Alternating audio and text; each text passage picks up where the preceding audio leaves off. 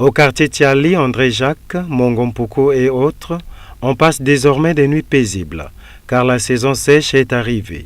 La saison de pluie est passée avec ses lots de malheur. Les érosions ont sémé la désolation dans les rues, les parcelles et les habitations qui pour certaines restent sous anesthésie. Si des réparations ne sont pas apportées pendant cette période sèche, les mêmes causes vont produire les mêmes effets. Ida Molongo, victime de cette période pluvieuse, a laissé entendre son coup de gueule. Que c'est le moment que les autorités doivent prendre leurs responsabilités, nous voir, nos larmes. Nous sommes en train de verser des larmes parce que quand il pleut, on ne peut pas dormir, on est là debout, on est même surmené. Vous voyez un peu, nous souffrons même de la tension, l'hypertension. C'est dû aux érosions. Vraiment, nous sommes vraiment déçus. Depuis que nous sommes ici, le maire que nous avions à côté là, mais il n'est jamais descendu sur le terrain pour regarder qu'est-ce qui se passe.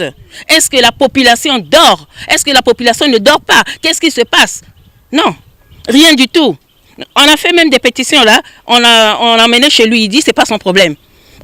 Je le dis franchement, on n'a jamais vu le maire ici. Mais finalement, on l'a nommé maire pour faire quoi? Signer seulement les mariages? Signer seulement les actes de naissance? Mais tout ça, ça fait partie de la mairie. Il devait prendre charge. Même s'il ne prend pas charge, il vient quand même nous dire, voilà, il faut faire ceci, il faut faire cela.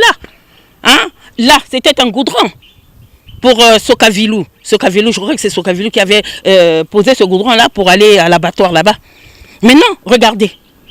Moi, j'ai perdu mon mur.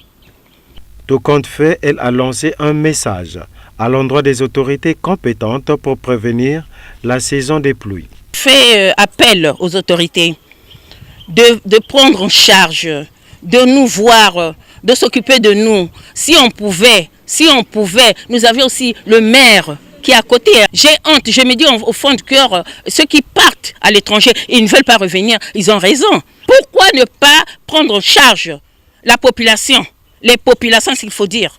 Donc vraiment, regardez vous-même dans quelles conditions nous sommes en train de vivre. Après, ça sera encore des typhoïdes. Qui viendra nous prendre en charge? Personne pour les maladies. Les maisons sont tombées. On voit ici, là, parce qu'il y a le sable. Hein. Vous voyez, ça c'est la personne d'une personne. Ça part. Et devant nous. Vous voyez, on ne peut pas dormir. Si la pluie commence à 22h, donc de 22h jusqu'à 6h du matin, on est debout. Il essaie de se rappeler non seulement Pointe-Noire.